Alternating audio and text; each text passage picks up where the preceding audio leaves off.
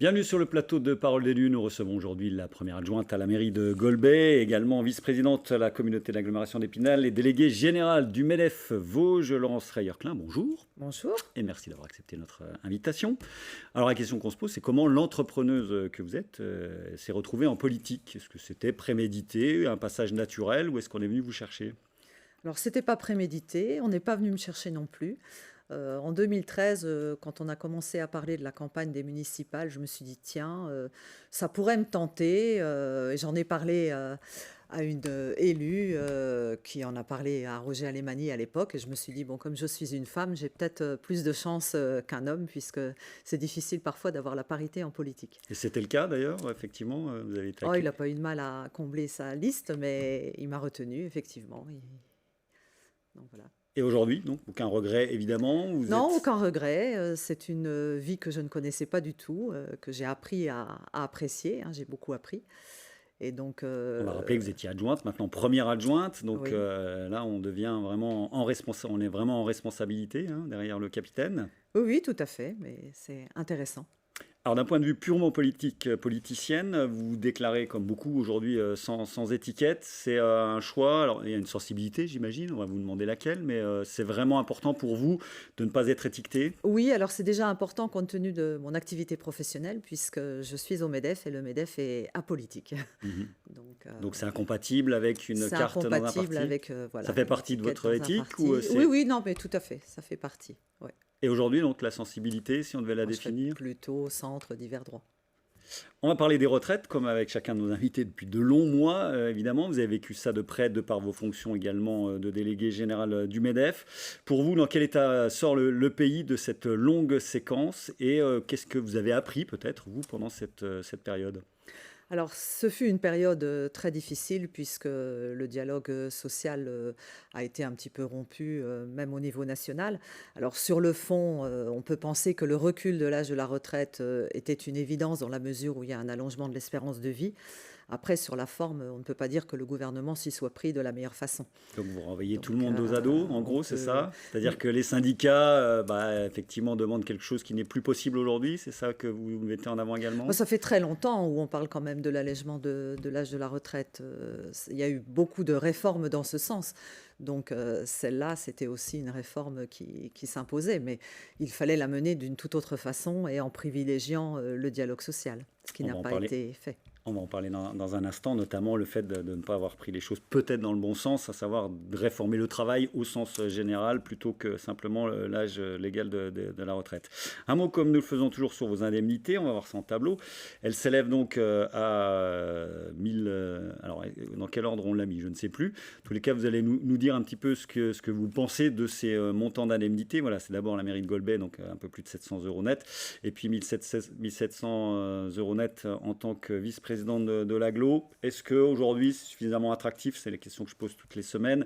Attractif entre guillemets, hein. On n'est pas sur un salaire mais sur une indemnité pour avoir une mixité sociale et avoir toutes les couches de la société. Alors, effectivement, bon, pour moi, c'est pas important dans la mesure où je ne fais pas ça pour les indemnités, mais je pense que pour une personne qui ne peut pas garder un emploi à côté et qui a besoin de s'investir, C'est ça trop me juste. paraît trop juste, oui. Donc il faut aller bien au-delà pour vous, c'est évident. Surtout sur les petites communes, puisque finalement, Golbey, c'est déjà une assez grosse commune, donc les indemnités sont moindres dans les petites communes. Golbey, grosse commune, vous le disiez justement, avec 9001 habitants. Nous avait dit ici Roger Alemany avec le sourire. C'est une des rares communes vosgiennes à progresser en termes de démographie, avec les problèmes que ça engendre, des problèmes parfois à l'envers. C'est-à-dire que vous n'avez quasiment pas de logement vacant. J'imagine qu'il y a beaucoup de candidats pour s'installer chez vous. Comment est-ce que vous gérez tout ça? Alors, on a une politique en matière de logement qui est assez dynamique, hein, puisque bon, il y a eu toute la zone des Blanchants qui a été aménagée. Il y a encore quelques constructions en cours. Après, nous avons à échéance moyen-long terme le site Axo qui pourra aussi accueillir quelques logements.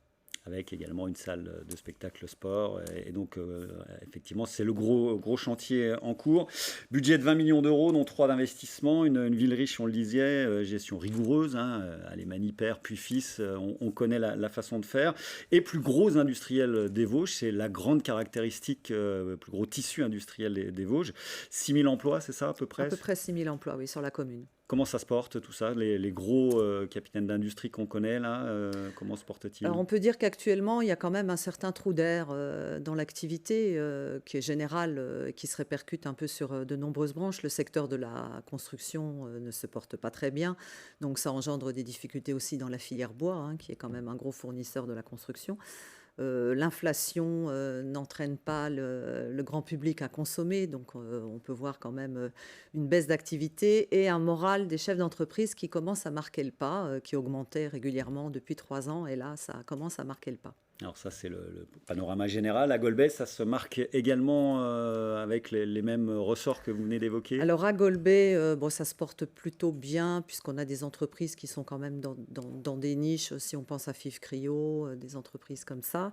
Et Bon, puis Pavatex, qui est le plus gros chantier en cours dans Pavatex, les Vosges, sauf voilà, erreur, hein, je crois. tout Hein. à fait. Et puis à Norske Skog avec sa reconversion sur le projet Box pour le secteur de l'emballage qui fonctionne bien compte tenu des nouveaux modes de consommation. Il y a un point d'interrogation Donc, sur Michelin. On sait qu'il y a des inquiétudes au niveau national. Qu'est-ce qu'il en est à Golbet? Vous avez des bah, informations? pour l'instant, on n'a pas plus d'informations que ça. Il y a le projet Hugo qui avait été mis en place il y a 1 an ou 2 qui se poursuit. Alors après, il y a peut-être un peu un ralentissement au niveau de la consommation sur les commerces, hein, puisque l'inflation est un facteur aussi prépondérant pour le grand public. On va parler de votre autre casquette, celle de vice-présidente de l'agglomération d'Épinal, la cohésion sociale et la petite enfance. On va parler notamment de la petite enfance, 5 structures gérées directement aujourd'hui. On connaît les problématiques nationales sur la petite enfance. On est relativement préservé chez nous, on peut dire ça, c'est-à-dire qu'on peut trouver assez facilement une place en crèche ou en tous les cas où mettre ses enfants. Alors assez facilement, peut-être plus facilement que dans d'autres communes ou territoires, puisque nous, on a un taux de couverture de 72% sur la communauté d'agglomération d'Épinal, mais il n'empêche que nous avons quand même une liste d'attente pour les accueils en structure collective. Donc c'est une tension quand même, tension moins C'est une forte qu'ailleurs. tension quand même, mais qui peut être moins forte que sur d'autres territoires ou que la moyenne nationale. Et en termes de recrutement de personnel, là encore, c'est parfois compliqué. Alors en termes de recrutement de personnel, oui, nous avons les mêmes difficultés de recrutement que dans tout le monde économique. On a les mêmes difficultés à trouver des auxiliaires de puéricultrices, des CAP petite enfance. Alors quels sont les freins? C'est l'attractivité du territoire, les salaires? Qu'est-ce qui est mis en avant la plupart du temps? Euh, alors, l'attractivité du territoire, je ne pense pas. On essaye déjà de garder les Vosgiens, c'est un petit peu la difficulté. Donc, l'attractivité du territoire, elle passe par l'emploi, par la qualité de vie, par le logement, par la politique culturelle. Donc ça, c'est pour essayer de faire venir des habitants d'autres territoires vers notre communauté d'agglomération.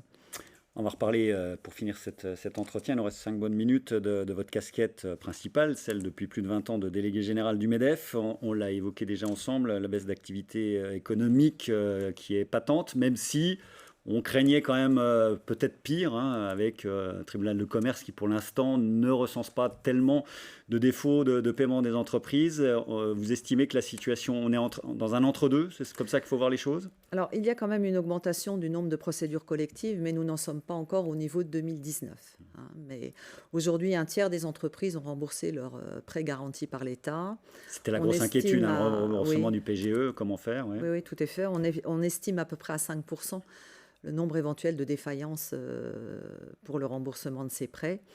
Et aujourd'hui, effectivement, on a une absence de visibilité, donc c'est très compliqué de prévoir l'avenir et les inquiétudes commencent à se faire jour en termes de trésorerie, Sur quel secteur particulièrement? Le BTP? le bâtiment, le Textile? commerce, Le textile? le textile qui connaît des périodes d'activité partielle dans plusieurs entreprises là, depuis quelques mois. Oui. Quel levier aujourd'hui? Le MEDEF Vosges travaille sur quelle piste? Alors, nous sommes dans une économie mondialisée, donc pour conserver la compétitivité, il faut alléger le fardeau fiscal qui pèse sur les entreprises, puisqu'au niveau européen, on est dans les pays les plus taxés. Donc, c'est alors ce qui a été obtenu d'ailleurs, la suppression de la contribution sur la valeur ajoutée des entreprises, la limitation de la contribution économique territoriale, le plafonnement qui a été abaissé.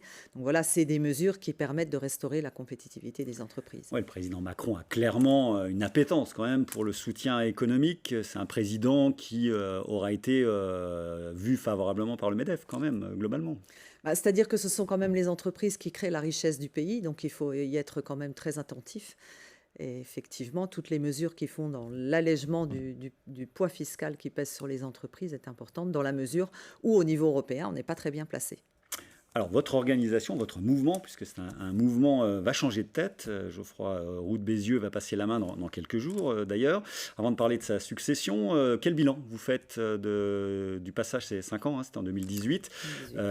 Geoffroy Roux de Bézieux qui a tendu la main notamment aux organisations syndicales de salariés, qui a essayé de proposer des tas de choses, qui a parlé aussi d'une croissance durable. Quel bilan vous faites, vous ? Alors, effectivement, il a renoué les liens du dialogue social avec un agenda social autonome, une liberté de parole et aussi de négociation, puisque souvent c'est le gouvernement qui fixe la feuille de route. Donc, une activité partenariale assez soutenue avec la signature de plus d'une dizaine d'accords nationaux interprofessionnels, comme le télétravail ou le dernier accord en cours de transposition législative, comme le partage de la valeur. Et c'est le premier président de votre organisation à être allé à la fête de l'UMA. Tout le monde en avait parlé à l'époque, et à discuter, à débattre avec Philippe Martinez. C'était aussi ça, sa volonté d'aller, de casser un petit peu parfois les frontières qui étaient difficiles à passer. Oui, il faut être dans la co-construction plutôt que dans l'affrontement. Donc, effectivement, c'était une autre technique de faire. Et il veut réconcilier aussi les Français avec l'entreprise. Aujourd'hui, l'entreprise a une bonne image.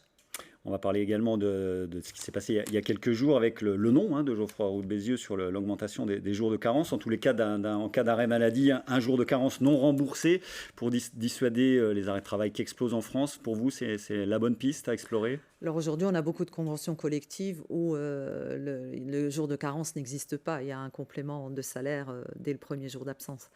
Donc, mais pour certains, il y a quand même parfois un jour de carence. oui, pour certains, il y a parfois un jour de carence, effectivement. En tous les cas, le message était clair. Hein. Mais ça montre en fait les qu'il y a entreprises une ne veulent pas certaine, payer quand même. Voilà. Oui, bah, c'est sûr. Il n'y a pas de travail, donc c'est compliqué en face de verser du salaire. Alors, on va voir les photos des deux successeurs potentiels de Geoffroy Roux de Bézieux, Dominique Carlac et Patrick Martin, qui, d'après ce qu'on a compris, par favori. Et pour vous, qui aurait le meilleur profil des deux ? Alors, Patrick Martin était président délégué du président Geoffroy Roux de Bézieux, donc il a beaucoup sillonné les territoires. Donc, je pense qu'il a une légère avance de ce point de vue-là. Il serait dans la continuité de ce qui a été produit jusque-là, c'est ça ? Oui, alors après, les programmes sont assez... Et il y a la personnalité quand même qui compte aussi. Hein. Voilà, les programmes sont assez semblables entre les candidats. Après, vous avez un homme d'un côté, une femme de l'autre, et une méthode peut-être plus consensuelle avec Dominique Carlac. À suivre, Laurence Reyer-Klein était notre invitée. Merci beaucoup d'avoir accepté notre invitation. Merci. On se retrouve lundi prochain pour un nouvel entretien politique. Très bonne semaine à toutes et à tous.